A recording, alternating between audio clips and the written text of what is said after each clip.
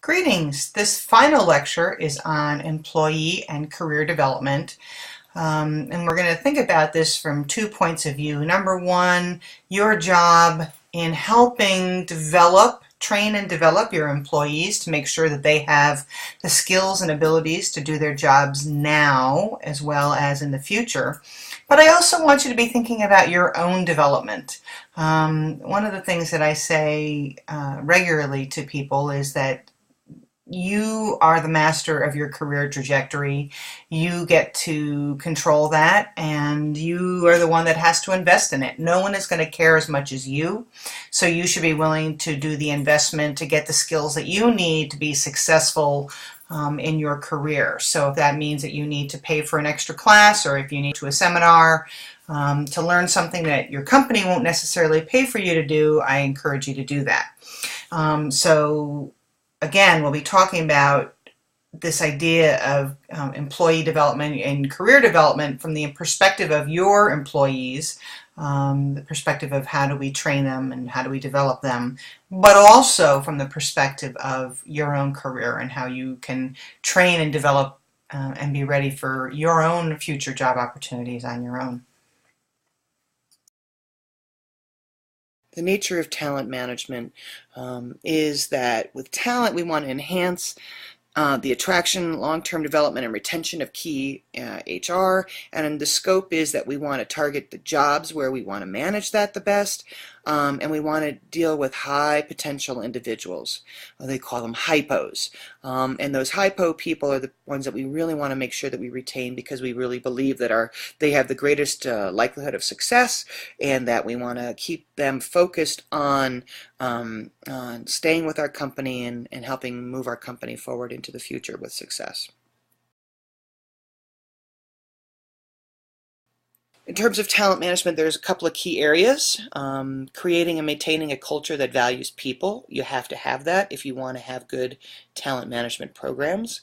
You have to value your employees, and you have to value their development. You want to identify future needs and develop individuals to fill those needs. It's not enough to say, well, I trained them, but you also have to think about career paths, not only for what the company wants, but also the direction that you want people's careers to move into. You want to establish ways to conduct and manage activities to support talent development. So within your performance management area, through compensation, through pay for performance, through training and development systems, we want to make sure that we're creating opportunities for people to grow. We want to develop a pool of talented individuals who will be ready in the future to jump into job needs and things like that. So it's important that we make sure that we have got a critical mass of individuals who are ready to move forward into positions that we need. The next slide is the talent management bridge. And what this is basically talking about is there are certain aspects of the job that are that the HR function that support good talent management, retention tools, recruiting, selection, making sure we've got a good qualified workforce that meets our demand needs, and so supply and demand is matched well. And those are the things that we need underneath the bridge to hold the bridge up. And within talent management, then, we want to make sure we have good performance management systems in terms of pay for performance, and in terms of a performance appraisal system. We want to make sure we've got succession planning. We want to make sure that we have good HR development that we're engaged in, that people are getting the developmental skills and the training that they need for future jobs. We want to help them with a career plan and a career path, and we need to train them just in the here and now to be able to do their job. Effective talent management is looking at making sure we have the right people with the right capabilities at the right time in the right place. So it's a fairly complex process of ensuring that people are where they need to be at the time they need to be when the organization needs them, and that it matches the employees' needs as well as the employer's needs. When we think about careers and career planning, some of the things that we need to think about here is that what is a career, and how does career planning play a role in the company. Number one, a career is work-related positions that a person occupies their life. So it's usually the number of positions that they have. Then the path, it represents how people move through those positions over time. And having jobs and having a career are two separate issues. A job is simply a job. A career is a course of positions that you are connected to, that you see as an aspiration of something that you want to achieve, in your work life.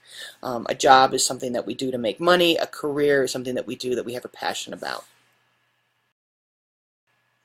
So our next slide then is dealing with how do we deal with organization-centered career planning versus individual-centered career planning. Organization-centered career planning is focusing on what the company feels they need and how they want people to progress through the company and in the organization. They have an idea of what they want that career path to look like.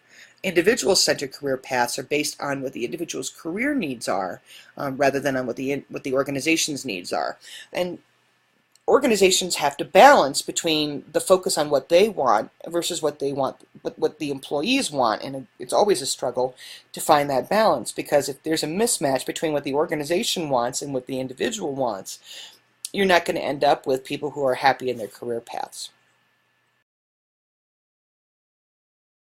So in terms of the organizational individual career planning perspectives, let's look at the organizational perspective. The organizational perspective says they want to identify future organizational staffing needs. They want to plan career ladders. They want to assess individual potential and training needs. They want to match the organization's needs to the individual's abilities and audit and develop a career system for the organization. From the individual's point of view, they want to know what their personal abilities and interests are. They want to plan their life and work goals. They want to look at different paths, both inside and outside the company, to figure out what they want to do. Then they want to look at changes in their interests and goals as their career and life move on and change. And if you're not aware of what your needs and interests and changes are, it's going to be hard to develop a career for yourself. So this is part of self-knowledge and self-awareness and self-management, is learning those things about yourself. What can we do to help with the individual career management? Well, we need to do self-assessment. We need to always be engaged in learning about ourselves and what we want to do, what our strengths and weaknesses are. Then we want to get some feedback on what's realistic and what's not. We might all want to be the CEO of, Monsanto or InBev or what have you, but that may not be realistic given our skills and abilities and our aspirations. So it's important to get, a good realistic idea of what we can and can't expect to do in our lives. And then we need to be able to set important career goals, personal career goals. So our choices are going to be a function of our interests, our self-image, our personality, our social background. All these things have influence the kind of choices that we make with our careers. And that's why, you're in college, you meet with your your high school, you meet with your guidance counselor, you talk about, what are your interests and what should you focus on, and what were you going to be good at, what are, those kinds of instruments. Those are helpful. In terms of general career paths, look at the career stages. In the age that most of you are in right now, the plus or minus 20 years old, you're in your early career. You're trying to figure out who you are. You're exploring different job options and what your interests are. You're much more focused on external rewards and acquiring capabilities and skills. When you hit mid-career, when you're 30 to 40, you're advancing. Lifestyle is important in some levels, but it's going to limit your options depending on what you're valuing, particularly if you're starting a family. You want growth, you want opportunities, you want to know that you can have something that's going to take you to the long haul. And you're going to focus on values and contributions and integrity and well-being, and these are things that are much more important when you hit mid-career. Late career is when you hit, your 50s, give or take. And here you're focusing on, how do I update my skills? How do I get settled in and be comfortable where I am? Um, you know, how do I settle into a leadership role? Do I engage in mentoring, and things like that? When we hit 60 and 70, we're in our career end. We're thinking about retirement. We're thinking about our non-work interests. These things are much more important to us. So what we value more is retirement and part-time employment and sort of that transition, into, something greater. Portable career path is very different than this more traditional career path. A portable career path is looking at beginning, expanding, changing, sustaining, and concluding. And it's not about a path that may be in one particular company, but maybe across several companies. In our beginning path, we spend many years, in a company learning skills. Then we might, develop our networks and make connections to other people, develop a good reputation in our industry. Then we might go to a different industry or go to a different company or go to a smaller company or even start our own company. And this is what we're talking about in terms of it being portable, is you spend your time in the beginning really developing your broad skills, and then by the time you get to that mid phase, you can adapt and go and grow wherever you want to go. And then the issue of sustainability. Can you go back to school? Can you start working in a nonprofit? Can you refresh your skills? Can you learn and upgrade what you know and make a shift to do something different? And then ultimately, you conclude by being a consultant or working as a temp or a subcontractor where you have less responsibility, but you like doing certain tasks and you just do those tasks in order to make money and move on. In individualized career issues, there's certain things that we need to be concerned about with career development in our company. A big one is, how do we deal with technical and professional workers in terms of career ladders? A lot of people, engineers and scientists, don't necessarily want to go into management, but they want to be able to grow and advance and have promotions and make more money. And a lot of times, if there aren't managerial opportunities, that becomes a problem with respect to no opportunities to grow. So we want to make sure we have what we call a dual career ladder for those employees. Then some of the concerns we have with women and minorities is issues with glass ceiling. And women may have gaps in their job resumes and careers because they have taken time off to have kids. And are we providing opportunities for them to grow and to develop and to advance into positions? There are a lot of fields that are not so good when it comes to the advancement of women, and that typically is manufacturing and wholesale environments, mining, agriculture, things like that. Women don't tend to have major roles in those kinds of companies. They are much more likely to succeed in terms of advancing in areas like finance, insurance, and real estate. They have greater opportunities for growth. Retail is also very big for women. Other things that we need to think about in terms of career issues is, how do we deal with dual career couples? Years ago, when we had the very traditional man was the breadwinner and women stayed at home, took care of the family, the children, the household, the idea of a dual career couple and the challenges around that were unthinkable.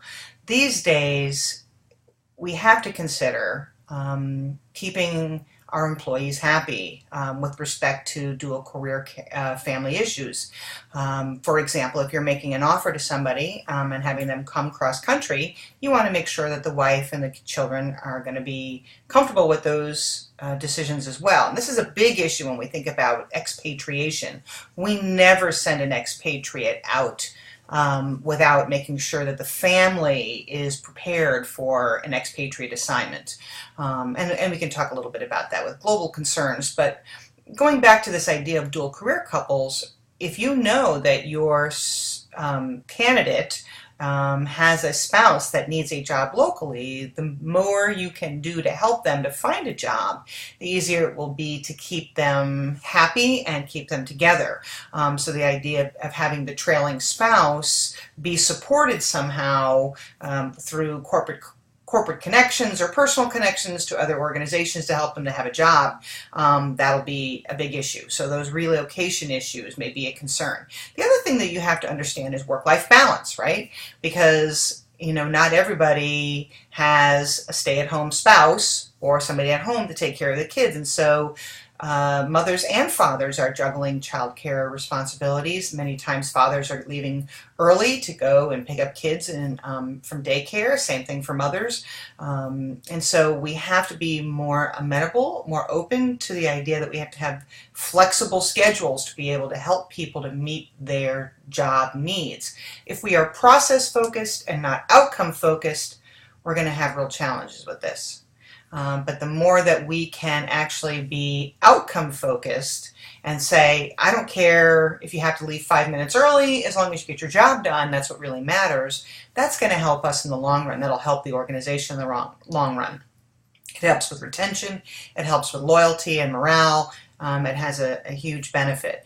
So make sure that we're considering work-family benefits and work-family challenges, and also recognizing if we've got dual career couples where people are working at a distance from each other, because that's the only way they can have a career, is working in two different locations, and they can't seem to find something local. If we can do something to help them be local, that's a win-win for us. Our last concern is the global issues and people who may be working in global environments. Are we helping them to succeed in these global environments? Are we also helping them as we repatriate them and we move them back into the company, and need to become an integral part of the domestic location as opposed to the international location? Are we giving them the tools to be able to, sequence back and to grow? Now, if they want to stay global, are we giving them global opportunities to grow and advance into different areas of the company? That's important too. In terms of developing our HR, with development we want to improve their ability to handle a variety of assignments, giving them better judgment, responsibility, decision-making, and communication skills. We help them with lifelong learning and redevelopment. So why is development important? I mean, really, when we think about it, training deals with the here and now. What do people need now to learn? What do people need today to be able to do their job? But if the organization is being strategic and they're thinking to the future about what they need, when they need it, why they need it, having a prepared workforce ready to step in that have those skills ready to go is essential. And if we want to prepare leaders or future leaders, if we want to prepare and have a succession plan so that we have workers that can easily move up the chain of command to greater leadership positions, then we need to have a development plan in place to help people be ready for, future job opportunities. And so that's where that lifelong learning comes into play. People have to have a learning orientation. They have to be willing to learn, willing to grow, willing to take new challenges on, and even if it means redeveloping the skills that they had and then trying to do something new and different that they haven't attempted before. So what do we do to help them? We do psychological testing, we use assessment centers, we use performance appraisals, all as a tool to help them to learn more about themselves, and we can also learn about what their needs are and helping them grow from that point on. The performance appraisals give us feedback on a regular basis about the current job that they are performing. Are they doing well? Are they developing the skills that we want them to develop? Certainly we do goal setting with our employees, and then we assess how they performed relative to the goals that we set for them. And so our performance appraisal plan, if we're using it in a developmental way, is going to help us to figure out where we want our employees to go in terms of additional skill opportunities that they need to be able to grow. Assessment centers are getting at their potential, their managerial, and then their leadership potential. Can they set priorities? Do they know how to manage a kind of a chaotic environment? Can they lead a group through a decision process? There's all sorts of essential skills that are being assessed in that assessment center. And the nice thing about assessment centers is that they are highly valid tools. They, in essence, simulate what you do on the job. And so an assessment center is considered a very reliable, very valid assessment that provides us great tools to be able to determine which of our employees are ready to go to the next step, what gaps do they have in their abilities, and where do we need to fill in terms of making sure that, again, that they have these skill development opportunities. We can identify high potential employees through those assessment centers. Lastly, with basic psychological testing, we're looking at things like their cognitive ability, their psychomotor abilities, and things like that. The same types of things that we might do when we are assessing them for entry into the organization. Now we're assessing them to enter and move up and be promoted within the organization. So it's the same sort of things. We grow and develop and learn things over time, or some skills degrade. So as we want to move up in the organization, each set of jobs that we want to do through a hierarchy of promotions require different sets of skills, and those psychological testings can tell us where people may have the abilities, or they may have lost the ability, or they may have developed abilities that they didn't have originally. The HR development approach is looking at job site approaches, how do we train people on the job, off-site approaches, and also a sort of a learning orientation approach where we have corporate universities and career development centers, and companies like LG, companies like Southwest Airlines, Microsoft. They all have corporate universities where people can learn on the job, and they go to these particular places, and the training systems are set up for them. They're really advanced training programs. And all of these are multifaceted approach to human resource development.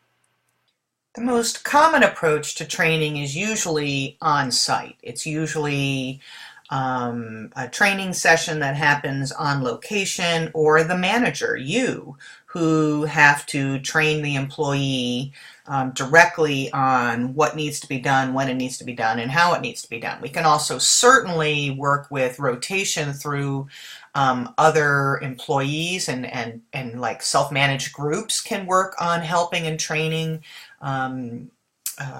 employees on new skills and abilities and things like that. But basically your job site approaches are the cheapest and the easiest because they're usually embedded in the career progression of people, and people can learn on the job. The off-site options are things that are fairly common. Beyond corporate universities and things like that, we have all sorts of classroom courses, outdoor trainings, which outdoor trainings are fun and interesting for team building, but they don't really do much more than that unless the lessons learned in those outdoor trainings are continually reinforced on the job. So we have to be really careful about doing those kinds of outdoor trainings. But any kind of seminars the company can set up, whether it's, new safety procedures, diversity management, those sorts of things, that's all done, in a classroom setting, typically not on the job site, but usually at a location with a trainer. All of these things work together to help our employees develop the skills that they need. And again, when we think about development and HRD is really about the training and development functions combined.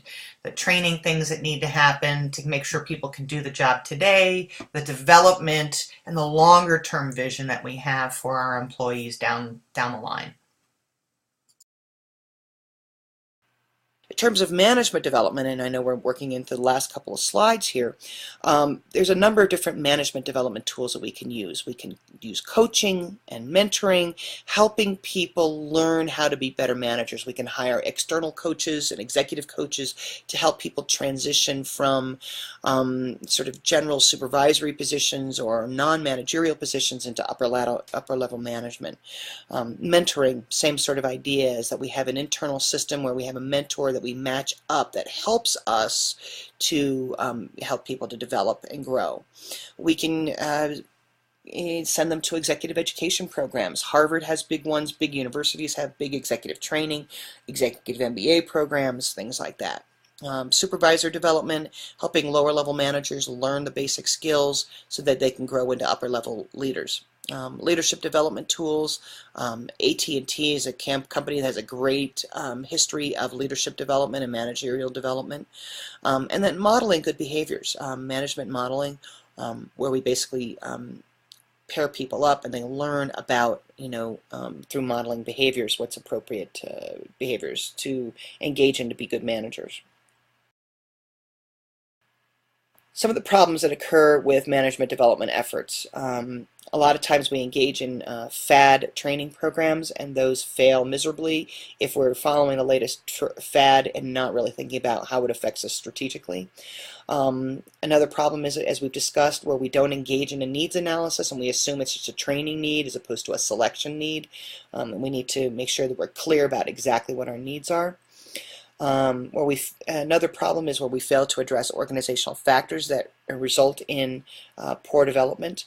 So we want to think about some of the management factors that are going on, and that may be something that we have to do in our needs analysis to address that. And part of what we would also learn in our needs analysis is item number 4, that we are substituting training instead of selecting qualified individuals. If we're not selecting the right people and we're just figuring training is going to work, that's where our problem lies. Succession planning is the last couple of slides. With succession planning, what we're doing is we're trying to figure out what our needs are in the company, where we want people to move into, where we want them to grow. We then have to figure out who can replace whom, who's prepared to move, what are their interests, what are their aspirations, what are their skill levels. Once we figure out what we need at the company level, then we need to figure out at the individual level, who's going to fit into what position and how are we going to get them prepared to do that, and how are we going to review and assess those skills and make sure that people are getting the training that they need. HR's role in succession planning is about developing identifying the needs of the workforce, assisting in identifying the needed future skills. So we in HR need to be focused on what do we need for the future? Where do we see the company going? We need to be aware of what's going on in the market to say this is the direction we need to head into and this is why we need to go there. We want to note that employees who might fill future positions, we need to know who's available, who wants to move up, who is capable of moving up. We want to make sure that the succession planning process is then communicated well to our employees, that they're prepared for it. And we want to trace and regularly update our succession plan efforts. So there's a couple of different ways that we can do succession planning. We can make or buy talent. We have to consider, are we going to train them inside or are we going to go outside and hire them? Then we need to figure out what are the skill areas that we need to see developed and whether or not we're going to, again, buy them by hiring people from outside or we're going to train them internally. And we also may want to consider electronic or web-based succession planning. So, this is all part of our human resource information system. It's all set up so that we have very easy access to information to know about who's got skills, who's ready to move up, and what their preparedness looks like.